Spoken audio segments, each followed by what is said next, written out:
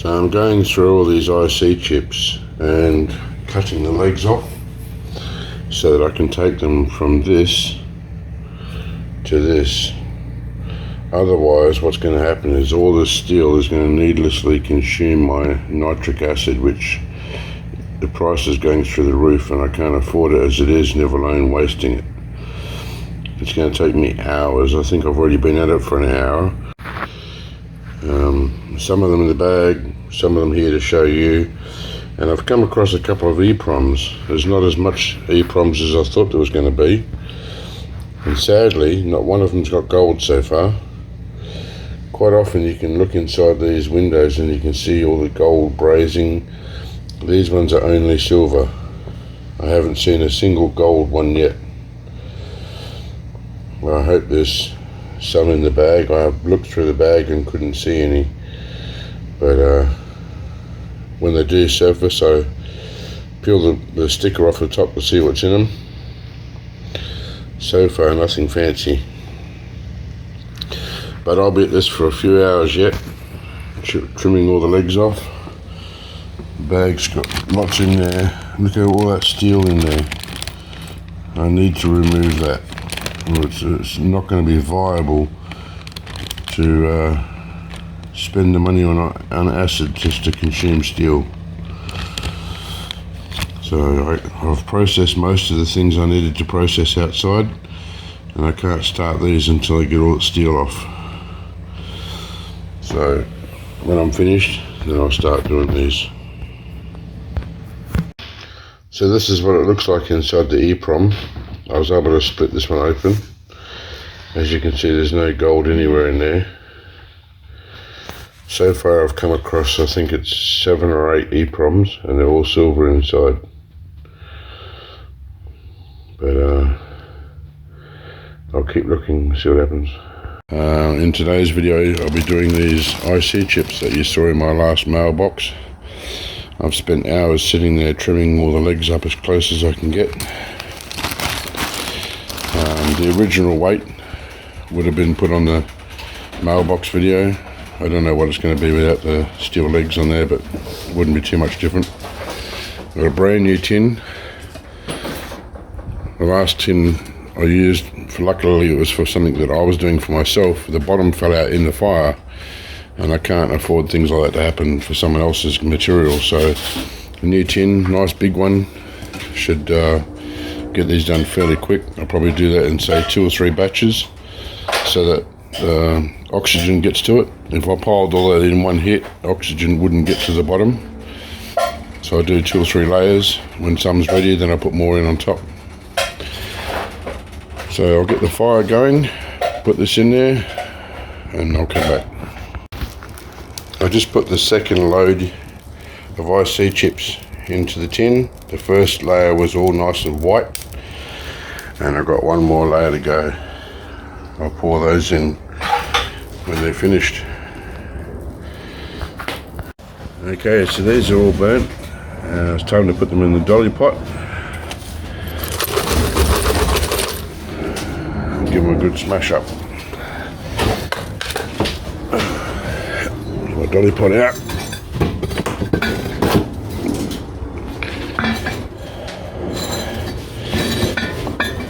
I've showed this in most of my videos.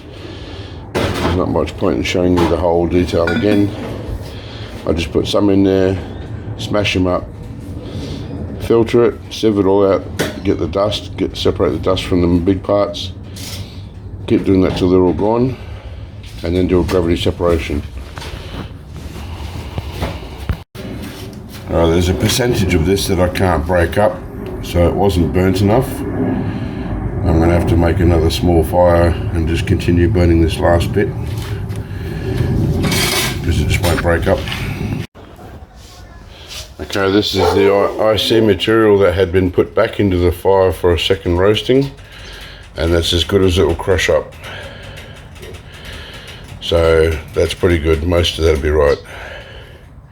The majority of it's in a fine dust, so that's going to have to be treated as it is. I'll do a gravity separation on this and then combine the two. I just put some dilute nitric acid in with the IC chips without even having any heat, and there's a good response. I'd say there's going to be a fair bit of silver and copper in there based on that reaction. The IC chips have still got a strong reaction. I just put some more nitric in there. Once this nitric dies down, once the reaction dies down, I will pour this solution off, start filtering it, and I'll do a fresh batch of diluted nitric, because I don't like it being too close to the top in case there's a runaway reaction. So, and it'll also save time. I can start the filtering process while it's having another batch. Okay, so the ICs have had their nitric bath. I've now put aqua regia in there, and the nitric solution has gone into this beaker with the MLCCs at the bottom, and all that will be collected, filtered and processed in one go. So that's not just the solution from that, but from here and from the BGAs as well. Any silver, all the silver will be dropped in one hit, and then the PGMs as well, the palladium. So right now I'm just going to finish these. Once the reaction's finished, I'll be able to filter it and drop the gold. It's taken a few days, but the reaction has finally stopped. You see some crystals that are formed in there, but now I can finally filter it, and we'll be back when I do that. Alright, the reaction's stopped now, so it's time to filter it, and then we can drop the gold, see what we get from all these ICs.